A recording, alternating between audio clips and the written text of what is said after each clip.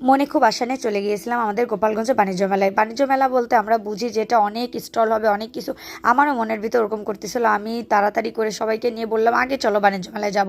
কারণ বাণিজ্য মেলা আমরা ঢাকারটা কখনোই পাই না, গোপালগঞ্জের মানুষ আমরা ঢাকারটা ওইভাবে পাই না। এই জন্য বাণিজ্য মেলার নাম যখন শুনি আমাদের মাথা খারাপ হয়ে যায়। আমরা কিন্তু জলদি বাণিজ্য মেলায় চলে গেলাম। ওইখানে যাওয়ার পর শুরুতেই দেখলাম যে এখানে নাইট্রোজেন, আর নাইট্রোজেনটা আমার খুব পছন্দ।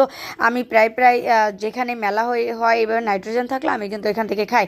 জানি নাইট্রোজেনটা খুব শরীরের জন্য খারাপ, কিন্তু আমার কাছে ভালো লাগে, এই জন্য আমি খাই। আমার দেখা দেখি আমার এই বাচ্চাগুলোও খাবে, তো আমার 3টা বাচ্চাই আজকে নাইট্রোজেন খাবে। বড়টা খাইছে, এরপরে মেজোটা এও খাচ্ছে, এরপরে আমাদের ছোটোটা ও কিন্তু নাইট্রোজেন খাইতে চাচ্ছে, ওকেও নাইট্রোজেন দিব, অল্প একটু পরিমাণে দিছি।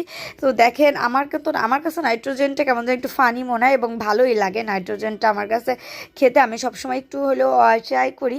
ভাই, বাণিজ্য মেলা বলতে আমরা কি বুঝি? বাণিজ্য মেলা বলতে বুঝি যে প্রচণ্ড স্টল থাকবে, প্রত্যেকটা দেশি বিদেশি স্টল থাকবে এই ধরনের। হ্যাঁ, ঠিক আছে, অত বড় করে পরিসরে না হলেও মিডিয়াম করেও কিন্তু হওয়া উচিত ছিল আমাদের গোপালগঞ্জে বাণিজ্য মেলা। কিন্তু কি বলবো, একটা স্টলও এখানে ঠিকঠাক মতো নেই। মানে হাতে গোনা, মানে 10 থেকে 12টা স্টল আছে এখানে।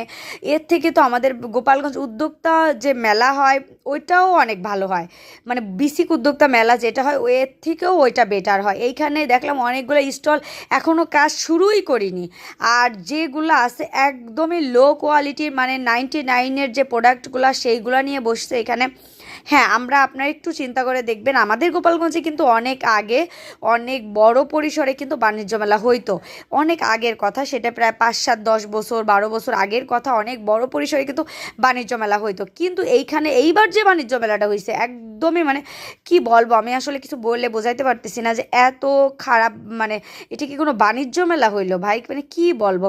এইদিকে তো আইসক্রিম খেতে গেলাম, এই আইসক্রিম আলাকে দেখে তো মনে হচ্ছে টাইনে টুনে বহুত কষ্টে সে আইসক্রিম বানানোর চেষ্টা করতেছে, কিন্তু কোনো মতে সে আইসক্রিম বানায় উঠতে পারতেছে না। অলরেডি আমি 4টা অর্ডার করেও আমি নেইনি, কারণ এনে যে আইসক্রিমগুলো বানাচ্ছিল ফল দিয়ে, প্রত্যেকটা ফলে একদম খারাপ ছিল। ওই আইসক্রিমগুলো না নিয়ে এখানে আইসক্রিম নিতে চলে আসলাম। ভাই, আপনারা যারা বাণিজ্য মেলায় গেছেন আপনাদের অভিজ্ঞতা এগুলো একটু শেয়ার করবেন। আমার অভিজ্ঞতাটা খুবই খারাপ ছিল। আপনারা আমাকে বলতেছিলেন যে আপু প্লিজ বাণিজ্য মেলার কোনো ভিডিও শেয়ার করো। আমি ভাই বাণিজ্য মেলার কোনো ভিডিও দেওয়ার মতো কিছু পাইলাম না, কারণ এইখানে যে চুরি ফিতের স্টলগুলো ছিল এর থেকে তো আমাদের বাইদেপট্টিতে যে সবসময় একটা যে মেয়েদের যে চুরি ফিতার যে একটা মেলা হয় ওইটাও এর থেকে বেটার। মানে কি বলবো, এটা যদি বাণিজ্য মেলা বলা হয় তাহলে আসলে বাণিজ্য মেলা বলাটা কি অপমান করা হবে।